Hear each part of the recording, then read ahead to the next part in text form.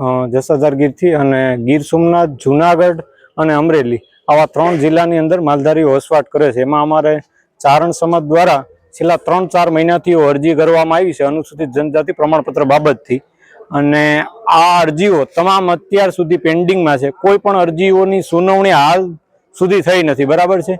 અને જે જવાબ આપવામાં આવે છે એ બધા અલગ અલગ મામલતદારો જવાબ આપવામાં આવે છે, અને આજ દિન સુધી મામલતદારો દ્વારા આદિવાસીનો જે નિયમ છે 2020નો એ નિયમનો પૂરતો અભ્યાસ કરેલો નથી, એટલા માટે પ્રમાણપત્ર અમને મળતા નથી, બરાબર છે। અને બીજા નંબરની વાત એ કે છેલ્લા 4-5 વર્ષથી જે કાર્ય કમિટી કામ કરતી હતી એની અંદર અહીં આવેલા તમામ અરજદારો છે એના નામ મંજૂર થયેલા છે, 47 થી 56 પુરાવા ધરાવે છે, છતાં પણ અરજીની સુનાવણી પણ થતી નથી। પ્રમાણપત્ર આપવાની બાબત તો ત્યાં રહી છે, પણ અરજીની સુનાવણી પણ થતી નથી। ખાસ કરીને મેંદેડા, વિસાવદર આવા તાલુકાની અંદર આ એક ગંભીર પ્રશ્ન બની રહે છે।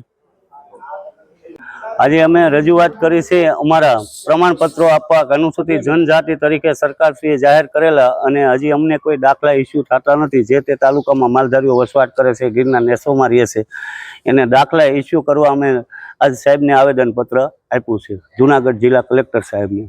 શું તકલીફ પડે છે તમે જ્યારે રજૂઆત માટે જાવ તો શું પ્રમાણપત્રનો જવાબ ન આવે? હવે અવારનવાર એવા જવાબ મળે કે તમારો હજી આ ઉપરથી અમને ઓર્ડર નથી આવ્યો ને ક્યાંય તમારો તાલુકો નથી। અમુક એવા પુરાવા માગે છે 60 વર્ષ પહેલાના, જે ગીરના માલધારીઓની વસ્તી ગણતરી માગે, મતગણતરી માગે, પછી મહવાડી પાસ માગે। તો આ 60-70 વર્ષ થયા, તો 70 વર્ષ પહેલાનો અમને આવડી કાપલી આપતા, એ કાપલી કે હજી તારીખ સુધી હોય નહીં।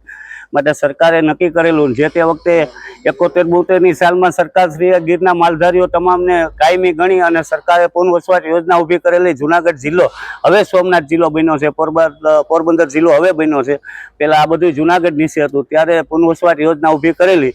ગીર, આલેશ અને બરડાના માલધારીઓને કાયમી તરીકે ગણી અને સરકારશ્રીએ અમને જમીન પણ આપેલી છે, મકાન પણ આપેલા છે, અને અનુસૂચિત જનજાતિ તરીકે જાહેર કરેલા છે।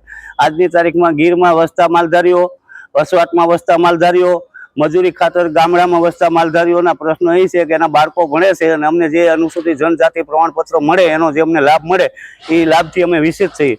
માટે અમારા માલધારીઓને એવી માગણી છે, ગીર ચારણ માલધારીઓ તમામની, કે અમને અમારા દાખલા ઇસ્યુ કરવા જે તે તાલુકામાં રહેતા હોય એને કરવા નમ્ર વિનંતી। મારું નામ મનોજભાઈ ગઢવી છે, હું તળાવ તાલુકામાંથી આવું છું।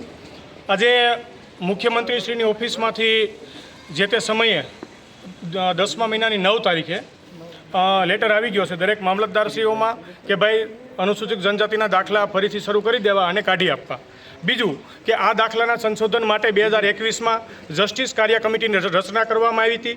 એ કાર્ય કમિટીમાં અમે અમારા તમામ ડોક્યુમેન્ટ્સ સબમિટ કર્યા, અને કાર્ય કમિટીએ અંતે સરકારશ્રીને 2024માં રિપોર્ટ આપી દીધો, અને સરકારશ્રીએ એમનો અભ્યાસ કરી અને તમામ રિપોર્ટ 5500 પાનાનો રિપોર્ટ છે એ દરેક મામલતદારશ્રીઓમાં સબમિટ કરી દીધો છે અને એમને આપી દીધો છે। અને અમે બધાએ અત્યારે અરજીઓ કરી છે, પણ અમારી અરજીઓ 2 મહિનાથી પેન્ડિંગ છે, એની ઉપર કોઈ મામલતદારશ્રીઓ પૂરતું ધ્યાન નથી આપતા। અમે વારંવાર રજૂઆતો કરવા છતાં અહીંયા કલેક્ટરશ્રીમાં પણ અમારા યુવાનો રજૂઆત કરી ગયા છે, ત્યાં પણ મામલતદારશ્રીઓમાં પણ અમે રજૂઆત કરીએ છીએ, છતાં પણ અહીંયા મામલતદારો છે એ વાત ઉપર ધ્યાન દેતા નથી।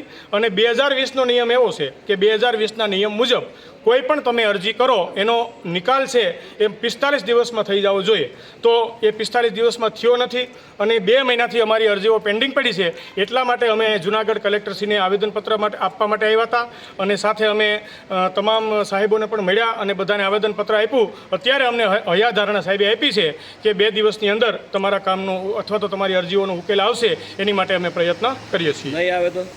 નહીં આવે તો અમે ગાંધી સિંધિયા માર્ગે આગળ વધશું।